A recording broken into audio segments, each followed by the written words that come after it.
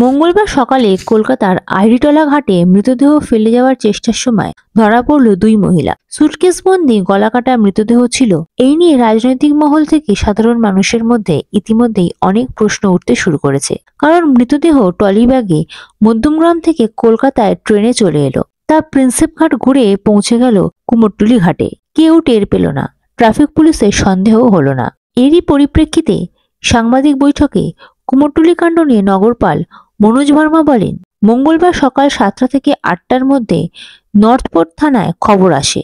মূল ঘটনা যেহেতু মধ্যমগ্রামে ঘটেছে, সেহেতু সেখানকার পুলিশের সঙ্গে কথা বলা হয়েছে। খুনের কারণ এখনো অজানা। আমাদের টিম সেখানে যাবে এবং এই ঘটনার পুনর্নির্মাণ করবে। এই বিষয়ে মনোজ ভার্মা আরো ঠিক কি বললেন শুনে নেওয়া যাক। সকালে প্রায় অ্যারাউন্ড 7টা থেকে 8টার মধ্যে আমাদের নর্থপোর্ট থানায় একটা খবর আসে দ্যাট দুজন মহিলা সাসপিশিয়াস অবস্থায় পড়ছেন এবং ওদের কাছে একটা ট্রলি মতন কিছু আছে। খবর পেয়ে পুলিশ গিয়েছিল ওখানে। তো দুজন মহিলাকে পাবলিক ডিটেইন করে রেখেছিল। ওদের ফার্দার যখন ট্রলি যখন দেখা যায়, তো ট্রলিতে একটা महिला डेड बॉडी पाया है, जेटा later on deceased identified as someone মানে মধ্যম গ্রামে ওনার বাড়ি আছে, ওখানে অ্যাড্রেস পাওয়া যায়। এন্ড যেটা বোঝা যায় দ্যাট দুজন মহিলা যাদের নাম হচ্ছে Falguni Ghosh and Aarti Ghosh. Falguni is daughter of Aarti. এই দুজন মহিলার সঙ্গে মানে যে ডিসিজ আছে, she is relative, মানে ফাল্গুনির শ্বশুরের বোন আছে। এরকম ডিটেইলস আমরা পেয়েছি। and there was some dispute yesterday night. ওই ডিসপিউট নিয়েই এই ইনসিডেন্টটা ঘটেছে মধ্যমগ্রামে।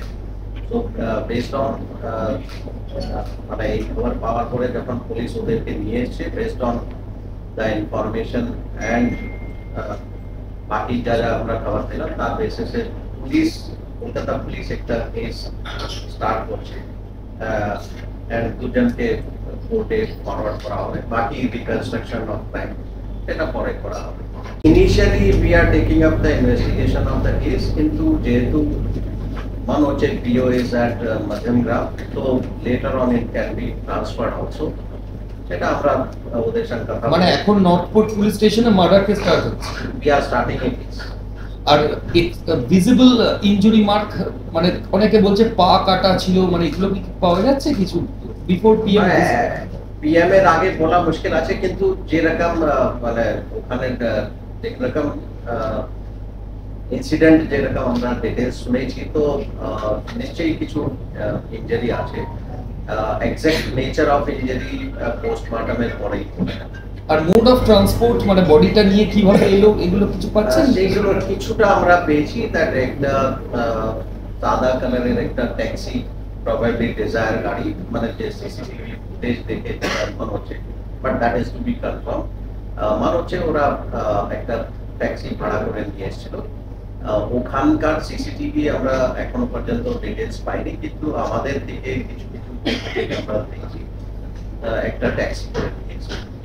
Bureau report ND Bangla news.